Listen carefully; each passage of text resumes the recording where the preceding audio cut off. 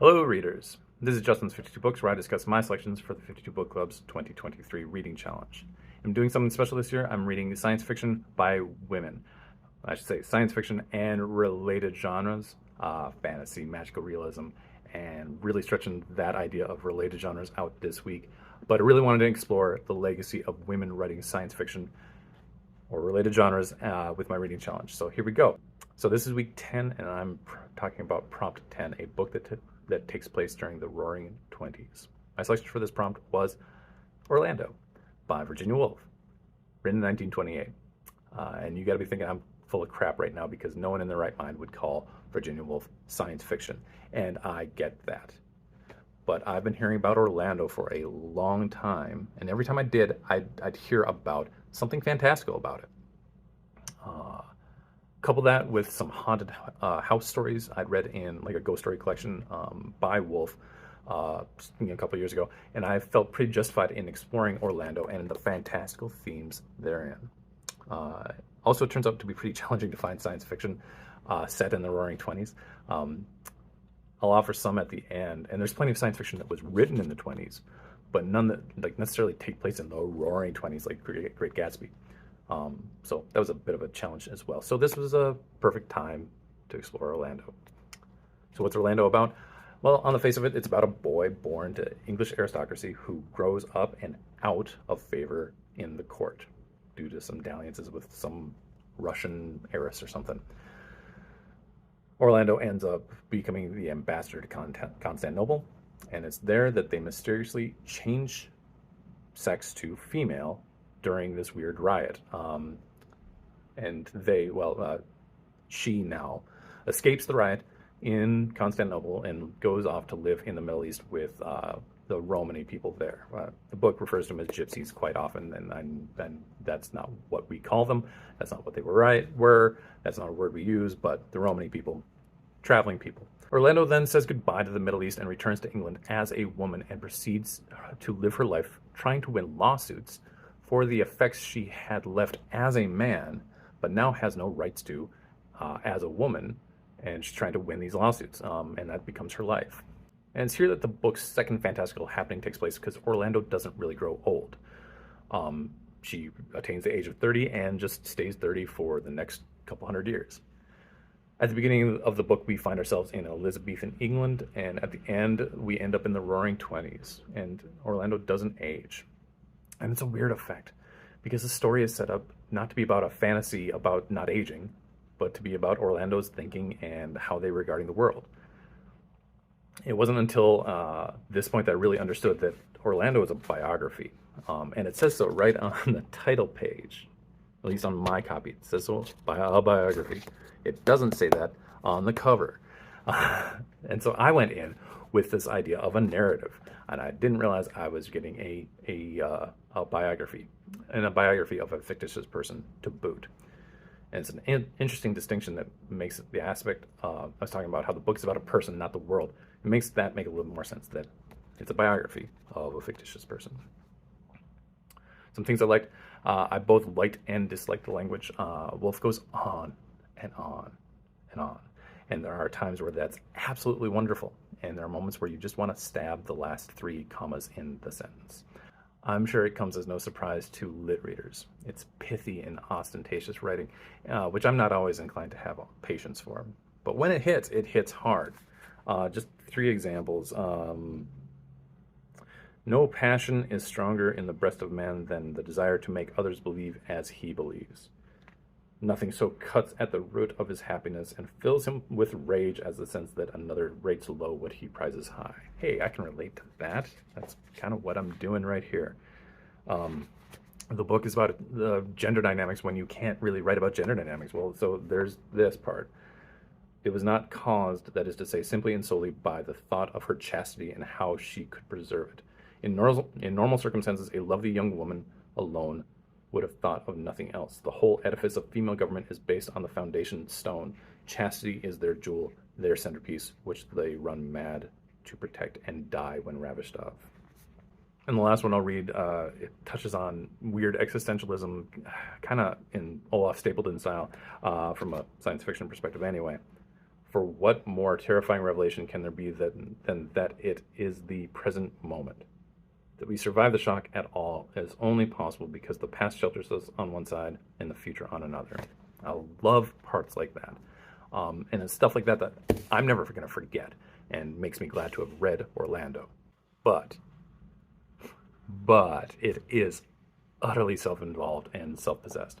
And I guess finding out that it's, a satirical biography of a fictitious person, it should be. But I didn't go in with that in mind, and I went in with a narrative as an expectation. And there are points where the narrative is lost in the meandering description of self, meaning, I don't even know what.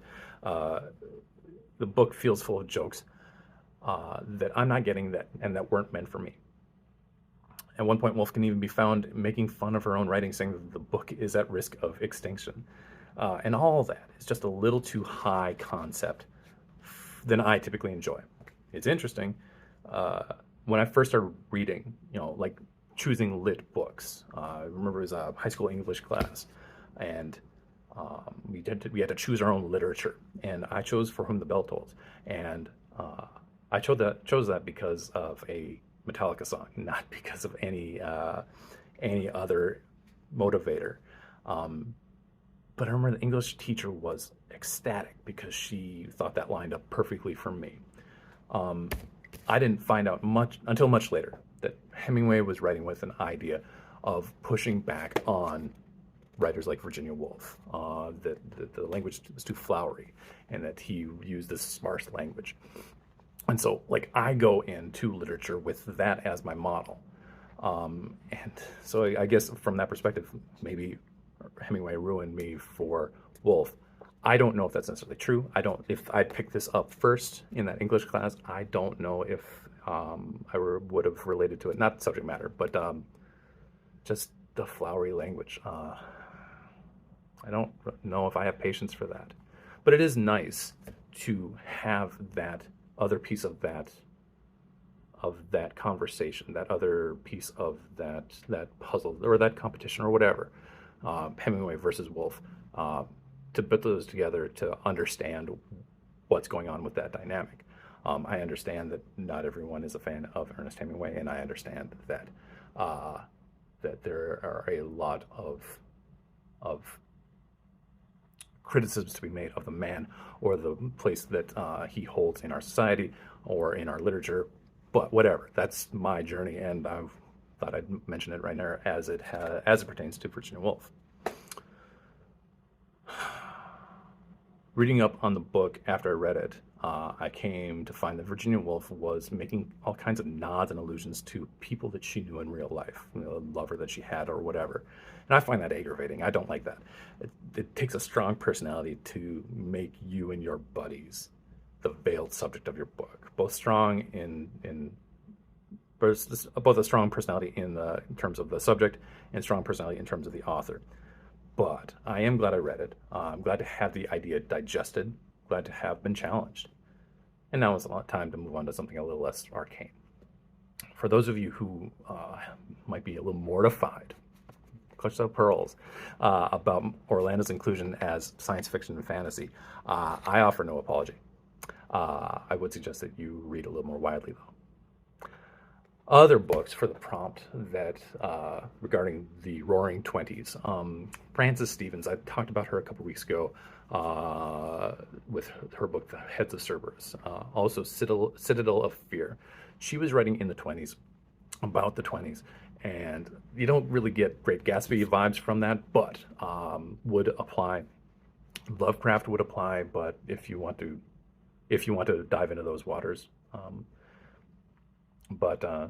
Go with knowing that Lovecraft is a raging racist, and we all kind of acknowledge that today. Speaking of books that were challenging, there's a book by George Schuyler called Black No More that was written 1931, 29 to 31, I'm not entirely sure, and very much about the Black experience at that time. Now, George Schuyler ended up being, I don't know if blacklisted is the right term, but really pushed back against by the civil rights movement because he was this black conservative. from the 30s. But at this point, Black No More is an interesting book to read and an interesting thing to digest, and worth looking into. And then the last one I would suggest is RUR, Ruslem's Universal Robots by Carol Chapek. It's a play written in the 30s. I've done a video about this as well. It has a lot to say. Trivially, it's known for coining the term robots, but it has a lot to say about work and the ethics of work and the identity of a worker and what it means to not have work in our lives. And that's it. Thanks for watching me talk about my thoughts on Orlando by Virginia Wolff. This has been week 10 of Justice 52 Books, and I was talking about Prompt 10, a book that takes place during the Roaring Twenties. For more information on the prompts of the 52 Book Club, you can check them out on their website, the52bookclub.com. You can also check them out about Goodreads or Facebook or Instagram. I'm pretty active on the Facebook page. If you make a comment about science fiction, I'll probably be chiming up. Also, you can check me out on Goodreads, Storygraph, and Instagram, Justin's 52 Books. I hope to see you next week for Prompt 11, a book about secrets, and like I said, something a little less arcane and a little way more plain spoken. Until then, happy reading.